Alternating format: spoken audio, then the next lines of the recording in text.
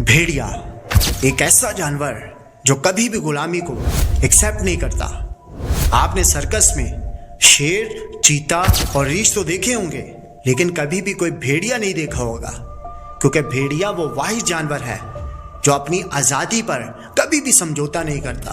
भेड़ियों के झुंड में एक ऐसा भेड़िया होता है जो सबसे ज़्यादा चालाक, ताकतवर और ख़तरनाक होता है। बाकी तमाम भेड़िए उससे डरते हैं और उसकी हर बात मानते हैं और उसे अपना लीडर मानते हैं। उस भेड़ियों को कहते हैं अल्फा वुल्फ। ये तो थी भेड़ियों की बात, लेकिन आज की इस वीडियो में आप सीखेंगे कि कैसे एक मेल अल्फा मेल बन सकता है। हम आपको अल्फा मेल की वो क्वालिटीज़ बताएंगे जिन पर अमल करके आप एक ऐसे मर्द बनेंगे जिसकी हर कोई इज्जत करता है, जिसको हर कोई वैल्यू देता है, जिसको हर शख्स अपना लीडर मानता है। लेकिन यहाँ पर सवाल ये आता है कि अल्फा मेल बनना क्यों ज़रूरी है। देखो, जब भी हम दुनिया में किसी शख्स को देखते हैं कि सब लोग इसकी इज्जत करते हैं, तो हम भी यही चाहते हैं कि लोग हमारी बिल्कुल इसी तरह इज्जत करें। और ये इज्जत और ये मकाम हासिल करने के लिए हर शख्स में कोई ना कोई खूबियों का होना बहुत ज़रूरी है, जिनके बारे में आज की इस वीडियो में हम आपको बताएंगे। लेकिन इससे पहले आप इस चैनल को सब्सक्राइब ज़रूर से कर लें, ताकि मैं आपकी ज़िंदगी में ऐसे ही वैल्यू ऐड करता रहूं। तो बगैर किसी देर के शुरू करते हैं।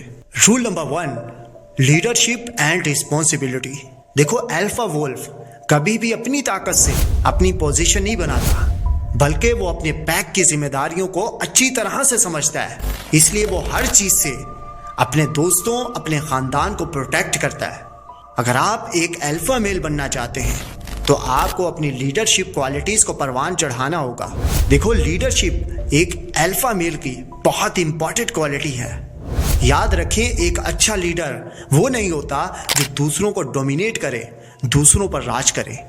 एक सही और पावरफुल लीडर वो होता है जो दूसरों को गाइड करे और उनको इंस्पायर करे। एक अच्छा लीडर कभी भी जिम्मेदारियों से घबराता नहीं है, बल्कि वो तो तब घबराता है जब इसके पास कोई जिम्मेदारी नहीं होती। इसलिए अगर आप भी एक अल्फा बनना चाहते हैं तो आपके अंदर लीडरशिप की क्वालिटी का होना बहुत ज़रूरी है। Rule number 2, power of discipline. एक अल्फा मेल अपने डिसिप्लिन को अपनी ताकत बनाता है। जिस तरह भेड़िए अपने इलाके की हिफाजत के लिए डिसिप्लिन के साथ एक दूसरे के साथ बने रहते हैं और ये सब मिलकर अपने इलाके की हिफाजत करते हैं, बिल्कुल इसी तरह से आपकी ज़िंदगी में डिसिप्लिन होना बहुत ज़रूरी है। ये डिसिप्लिन आपको अपने टाइम को इफेक्टिवली मैनेज करने, अपने गोल्स को तरजीह देने और अपनी रूटीन को सेट करने में बहुत मदद देगा। याद रखें, अगर आप डिसिप्लिन होते हैं तो आप अपनी ज़िंदगी में किसी भी चैलेंज का सामना आसानी से कर सकते हैं। Rule number 3, vision and long term thinking. देखो, आप जो कुछ भी कर रहे हो इसमें हमेशा लॉन्ग टर्म का सोचो कि आज जो काम आप कर रहे हो 10 साल बाद आप इस काम में किस पोजीशन पर होंगे। आप ये जो काम कर रहे हो, ये काम क्यों कर रहे हो, इससे आपको क्या मिलेगा और आपके साथ जो लोग काम कर रहे हैं उनको क्या मिलेगा। इससे दुनिया में क्या वैल्यू ऐड होगी और क्या ये जो काम आप कर रहे हो 10 साल तक वो टिकेगा या नहीं टिकेगा। इसका स्टेप बाय स्टेप प्रोसेस और इसका विजन क्या है, अगर आपके अंदर ये क्लियर है तो आप कहलाओगे एक असली अल्फा।